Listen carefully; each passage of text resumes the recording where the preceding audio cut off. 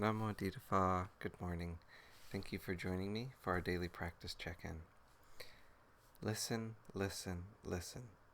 This beautiful sound calls us back to our true home.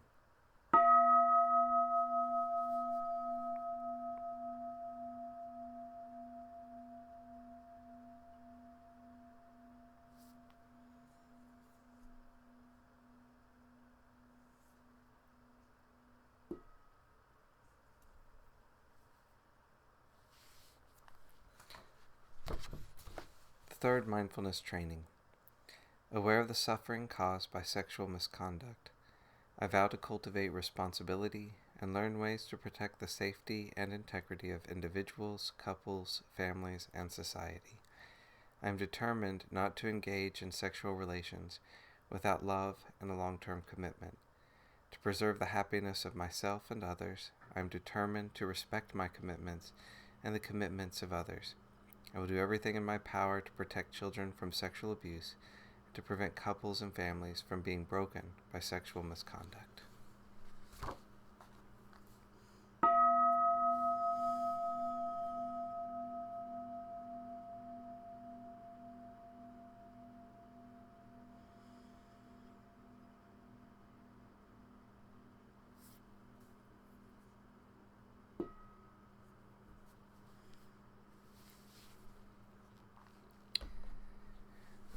This morning we're continuing to read from Ajahn Thanissaro's essay on practicing in accordance with the Dhamma from the Karma of Questions.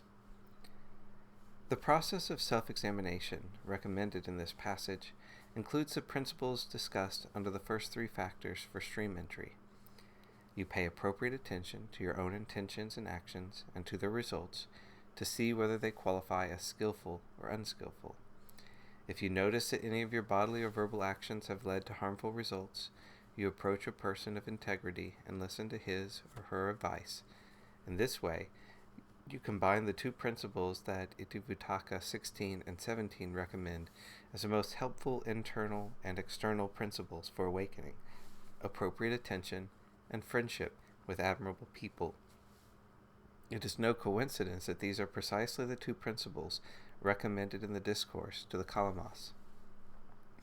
Self-examination of this sort, however, shares yet another feature with the first factor for stream entry, the need for integrity. Just as your integrity is a prerequisite for your ability to detect integrity in others, so it is a prerequisite for your ability to gauge the true nature of your intentions and the results of your actions. These are commonly the two areas of experience where people are least honest with themselves. Yet, for your practice to accord with the Dhamma, you must resist any habitual tendency to be less than totally scrupulous about them. This is why, as a preface to the above advice, the sutta shows the Buddha lecturing on the importance of truthfulness as the most essential quality for a person on the path. Although Rahula reportedly received the above advice when he was a child, MN 19 maintains that the principles it contains can lead all the way to full awakening. This means, of course, that they can lead to the first level of awakening, which is stream entry. Stream entry is often called the arising of the Dhamma I. What stream enterers see with this Dhamma I is always expressed in the same terms. Whatever is subject to origination is all subject to cessation. A passage in the Vinaya shows that the concept, all that is subject to origination, occurs in conjunction with a glimpse of what stands in opposition to all that is subject to origination, in other words, the unfabricated, deathlessness. Immediately after attaining the stream, Sariputta the wanderer went to where Moggallana the wanderer was staying. Moggallana the wanderer saw him coming from afar, and on seeing him said, "Your faculties are bright, my friend, your complexion pure and clear. Could it be that you have attained the deathless?" "Yes, my friend, I have." End quote. The suttas describe the experience of the deathless in only the sketchiest terms. What little description there is intended to show that the deathless lies beyond most linguistic categories. However, there are few indicators to show what the deathless is not. To begin with, it cannot be described as a state of either being nor non-being. Quote, Mahakotita, With the remainderless stopping and fading of the 6 spheres of contact, vision, hearing, smell, taste, touch, and intellection, is it the case that there is anything else? Sariputta, don't say that, my friend. Mahakotita. With the remainderless stopping and fading of the 6 spheres of contact, is it the case that there is not anything else? Sariputta, don't say that, my friend. Mahakotita, is it the case that there both is and is not anything else? Sariputta, don't say that, my friend.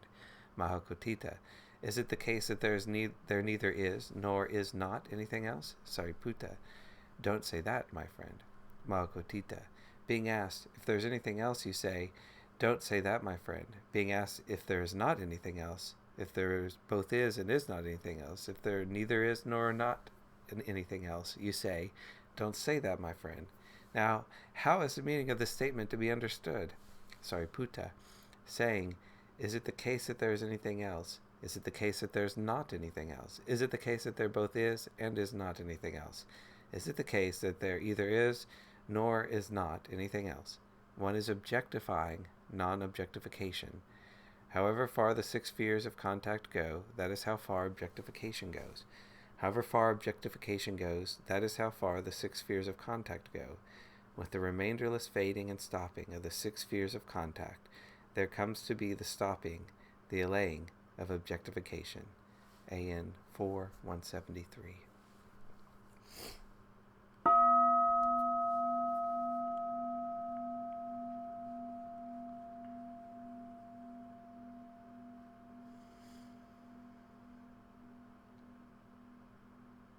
May all beings be well.